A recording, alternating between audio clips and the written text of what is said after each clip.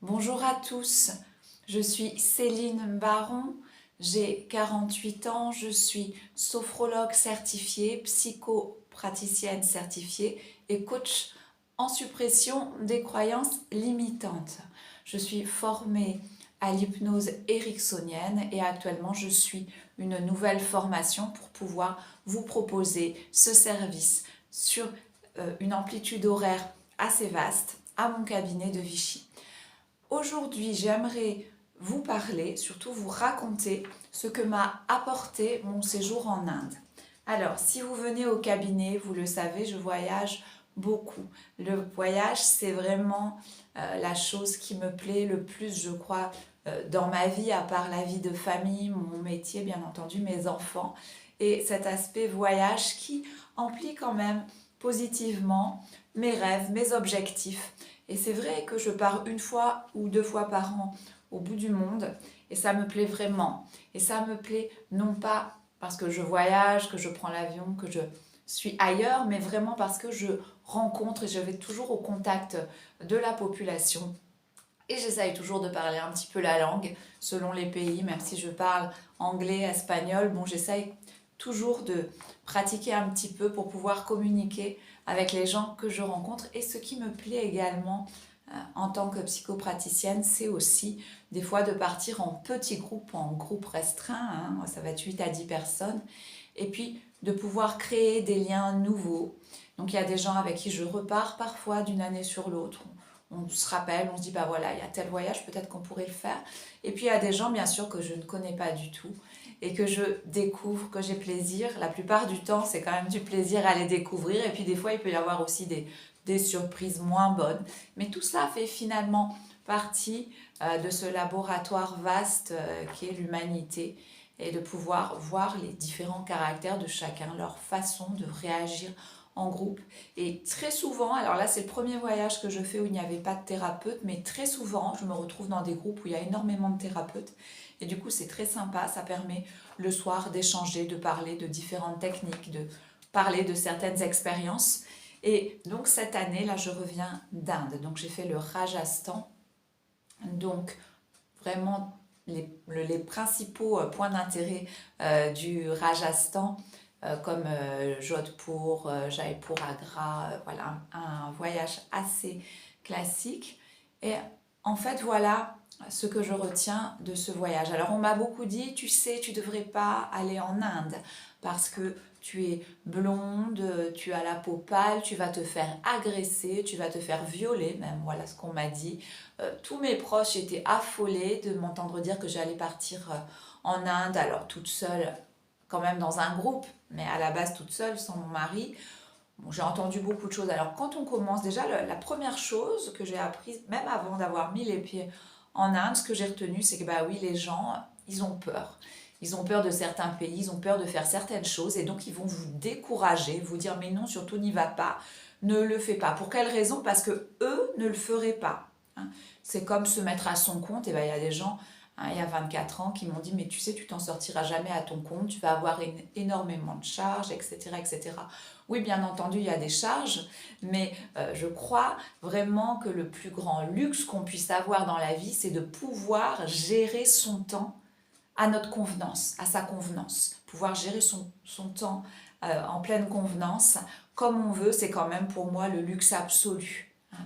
C'est pas forcément l'argent, c'est pas forcément les sorties, c'est pas forcément les possessions, mais pour moi le plus grand luxe, c'est vraiment de dire, eh ben voilà, aujourd'hui si j'ai pas envie de travailler, eh bien je ne travaille pas, ou bien je peux éventuellement décaler un rendez-vous si j'ai quelque chose de prioritaire, de plus important à faire, ou bien je peux choisir de prendre une semaine pour moi pour écrire mon nouveau livre. Et je vous le rappelle, donc le dernier voyage en self-love est ici, donc il vous donne toutes les astuces pour venir augmenter votre amour de vous-même, l'amour de soi, la confiance en soi, et vous retrouvez dedans les exercices qu'on fait ici au cabinet. Voilà, donc je peux par exemple poser une semaine et me dire, bah, je finalise mon livre, je travaille sur un nouveau livre, et j'ai un nouveau livre qui va sortir prochainement, j'ai trouvé un éditeur, donc je vous en reparlerai. Donc pour moi, voilà, je ne vois pas les choses de la même façon que les autres, j'ai vraiment, comme chacun, on est tous uniques. Et pour moi, aller en Inde, c'est quelque chose que je voulais absolument faire parce que j'étais fascinée par l'Inde lorsque j'étais enfant, par tout ce qu'on avait pu me raconter sur l'Inde. Et je voulais y aller et le moment est venu. Et je crois vraiment, vraiment pour les gens qui sont un petit peu spirituels, qui ont en tout cas des bases en spiritualité, qui s'intéressent un petit peu à l'hindouisme, au bouddhisme, etc., tout ce qui vient d'Asie. Je pense que quand l'Inde vous appelle, c'est que c'est un tournant de votre vie. On ne va pas se mettre comme ça, sans conscience, de façon inconsciente, en Inde. Parce que c'est un pays, c'est vrai, où il y a de la pauvreté, c'est un pays qui peut être un peu dangereux, comme partout, hein. Il peut y avoir, oui, des attentats, comme à Paris, j'ai envie de dire, à Paris aussi, aux États-Unis aussi.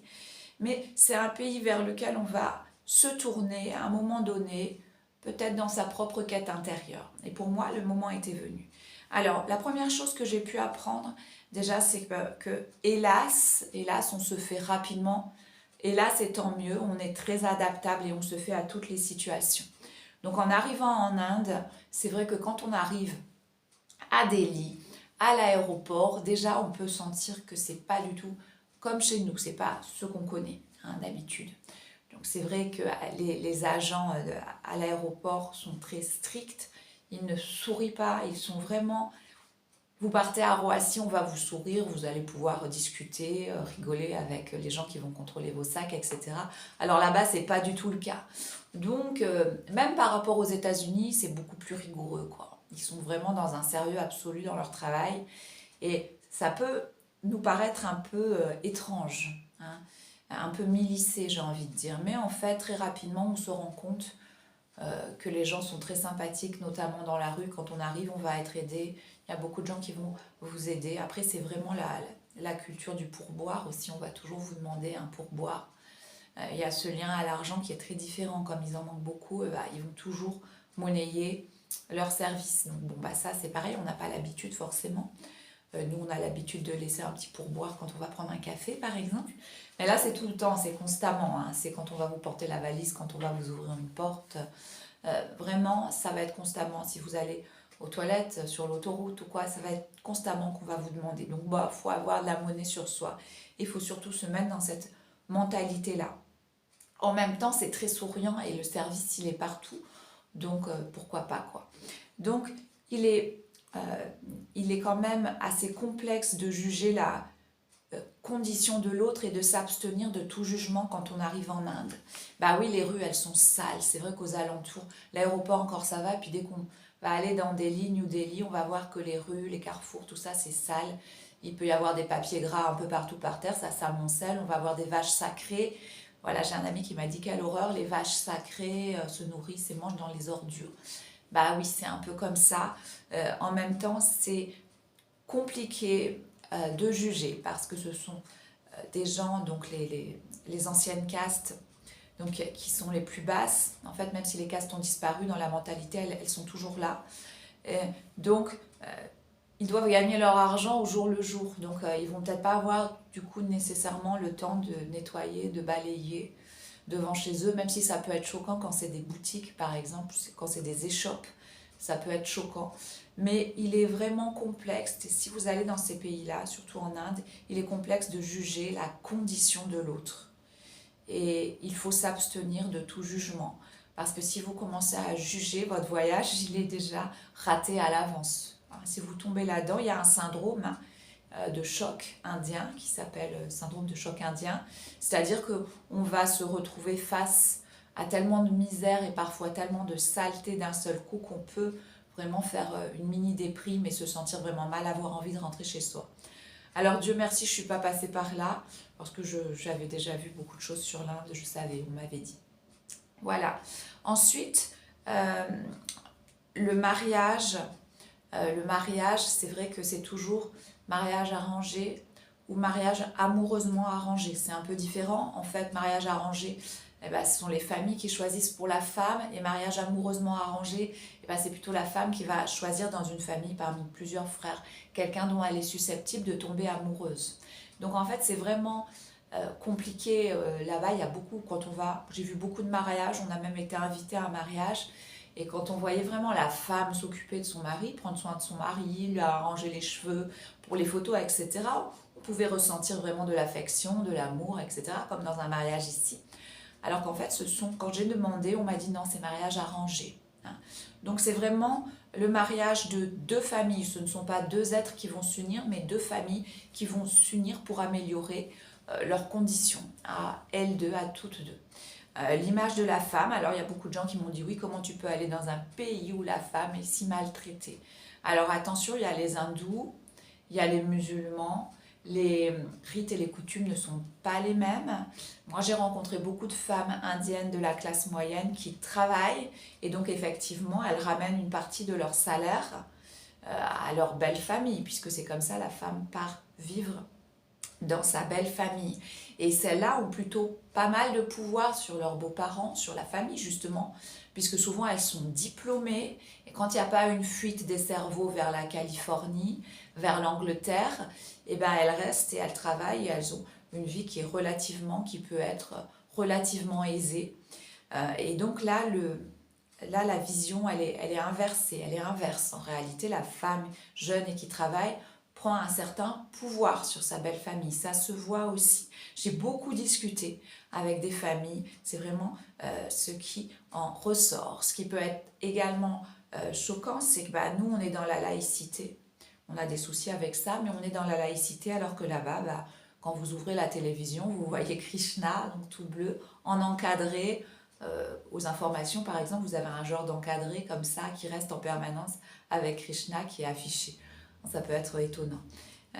Sinon, la philosophie de vie, elle est plutôt bonne puisqu'elle consiste, et ils sont beaucoup dans l'instant présent. On n'est pas dans le passé et on n'est pas dans l'avenir, on est dans l'instant présent. Et il y a beaucoup aussi, bien entendu, maintenant d'influence de gens comme Sadhguru qui sont à moitié entre... on ne peut pas parler de religion parce que ce n'est pas dogmatique, mais une philosophie de vie et le développement personnel. Donc on va rencontrer quand même beaucoup de jeunes et beaucoup de gens qui s'intéressent beaucoup au développement personnel. Par exemple, en Inde, quand j'ai expliqué que j'étais sophrologue, tout le monde savait ce qu'était la sophrologie. Alors que parfois, quand je vais aux États-Unis, on me demande « mais c'est quoi un sophrologiste ?» On me demande ce que c'est que sophrologue. Alors que là-bas, non, tout le monde savait, tout le monde comprenait, tout le monde connaît. Donc, bien sûr, il y a un changement mental là-bas. On va être dans une effervescence permanente. Alors, même dans les villages, il y a beaucoup de circulation, il y a beaucoup de bruit. Et tout le monde est toujours dans l'action, quoi. Toujours en train de vendre quelque chose, de vous demander quelque chose, d'essayer, de vous proposer quelque chose. Alors, c'est particulièrement vrai là où c'est touristique. Ça l'est un peu moins dans les villages et dans les lieux plus reculés. Mais c'est vrai qu'il y a une effervescence permanente. Donc, du moment où vous vous levez, vous allez prendre votre petit déjeuner au soir où vous allez vous coucher, vous êtes, même si vous allez au cinéma par exemple, vous êtes plongé dans une culture effervescente. Vraiment, on ne s'arrête jamais, on ne se pose jamais. Et quand on rentre en France, bon, moi je suis à Vichy, c'est assez tranquille, mais même Paris, même traverser Paris, comme je suis parisienne à la base, ça me paraissait mais calme, mais alors d'un calme absolu. J'avais l'impression qu'il n'y avait personne. Même dans un métro bondé, j'avais l'impression qu'il n'y avait personne. Quand on rentre d'Inde, parce que là-bas, un transport bondé, c'est archi bondé. C'est-à-dire que les gens, le bus, ils se tiennent à l'extérieur, etc. C'est 4 à 5 fois plus bondé que nous aux heures de pointe, quoi. Donc en rentrant à Paris, voilà, ce sentiment finalement de paix, de flottement tranquille, dans une ambiance pourtant surchargée. Donc ça, c'est assez bizarre. En même temps, je suis rentrée il y a 2 ou 3 semaines, et cette effervescence me manque parce que pour moi, elle est très positive. C'est pas de l'hyperactivité, mais elle pousse l'être humain, elle le pousse à aller vers l'avant et vers ce qu'il a à faire dans sa journée, vers ses objectifs. Ensuite, oui, il faut renoncer à certaines idées qu'on a. Aider l'autre, par exemple. Je vais aider, je vais donner de l'argent. Et non, parce que rapidement, on se rend compte que c'est pas comme ça qu'on peut aider. Alors, c'est bizarre de le dire, mais si je donne 5 euros comme j'ai pu le faire, ou des dollars, des roupies, mais bon, voilà, on peut donner aussi autre chose. D'autres monnaies, quand on va donner à des enfants, tout de suite on va pouvoir regarder, on va voir que l'enfant, il est maqué, entre guillemets, le terme est pas joli, mais oui, c'est ça. Il est maquillé à des adultes qui vont récupérer l'argent puis qui ne vont rien lui laisser, quoi.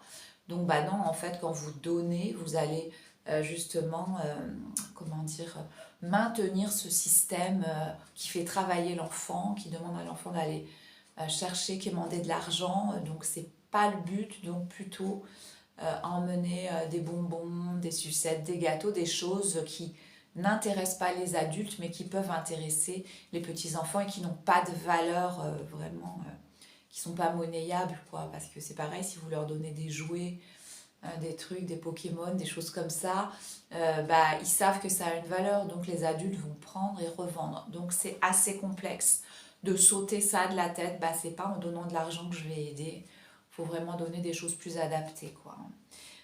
Ensuite,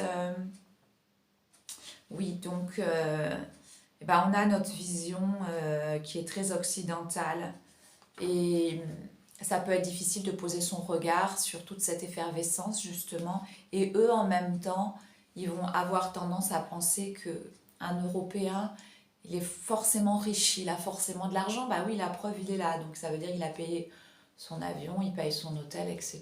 Donc bon, euh, pour eux, vous serez toujours riche en fait, même si vous débarquez en jean avec un sac à dos usé, etc., que vous êtes un véritable routard, je veux dire, hein, quelqu'un qui est sur la route et qui va pas vraiment à l'hôtel, qui va chez l'habitant ou quoi, même si vous avez l'habitude de bourlinguer plutôt que de voyager dans des hôtels, et ben pour eux, vous allez être quand même quelqu'un de riche parce que le niveau de vie est tellement bas, bien entendu.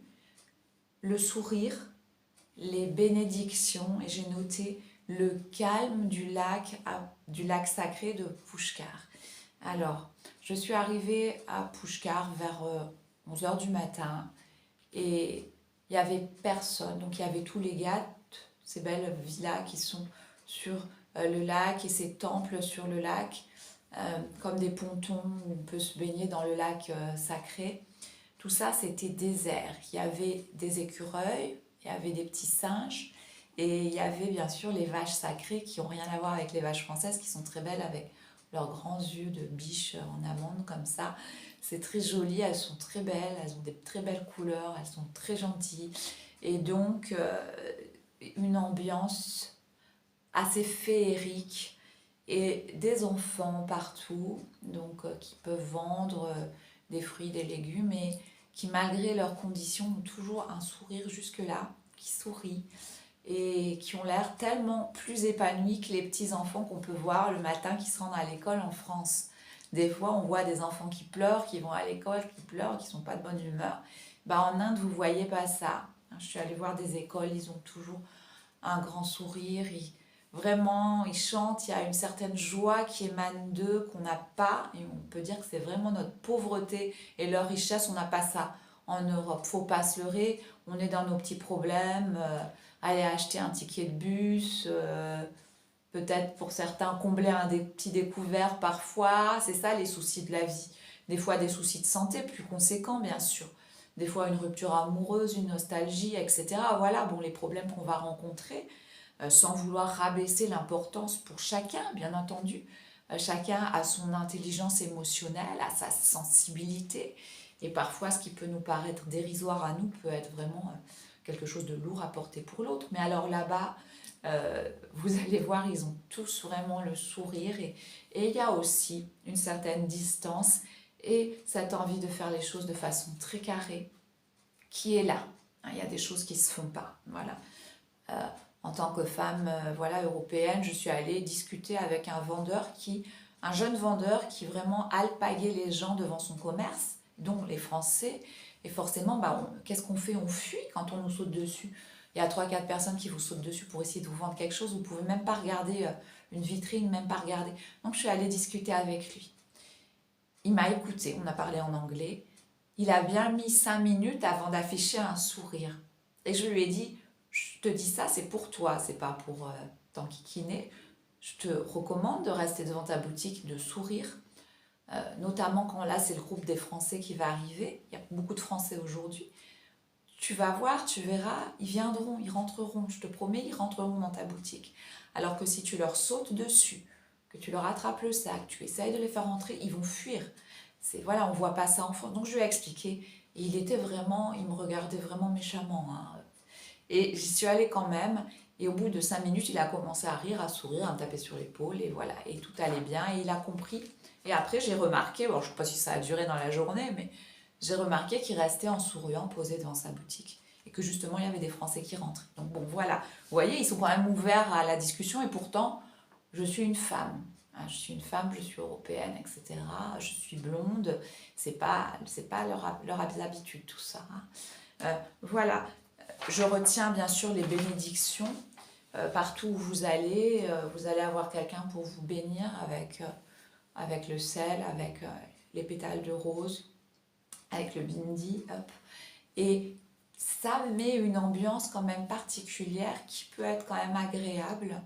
Et personnellement, je garde vraiment en tête de mon voyage cette idée-là de ce lac Pushkar très calme au matin et des bénédictions. On peut entendre résonner le chant des bénédictions un petit peu partout sur le lac et c'est vraiment un moment hors du temps, encore plus beau que, je sais pas, le palais des vents, le palais flottant, etc. Un moment de grande tranquillité et en tout cas, je reviens en France et ici à mon cabinet avec de nouveaux filtres à ma vue et je pense que c'est important, voilà, quand on est thérapeute. Voilà, j'espère que vous aurez l'occasion de visiter l'Inde, notamment le Rajasthan ou peut-être le sud de l'Inde qui est beaucoup plus doux, plus calme peut-être. En tout cas, je vous encourage à faire les voyages qui vous tiennent à cœur sans écouter ce que les autres ont à vous dire là-dessus parce que tout le monde est différent. Donc il est important de temps en temps, 1 fois, 2 fois par an, de réaliser ses projets, ses rêves. Voilà, bonne journée, au revoir.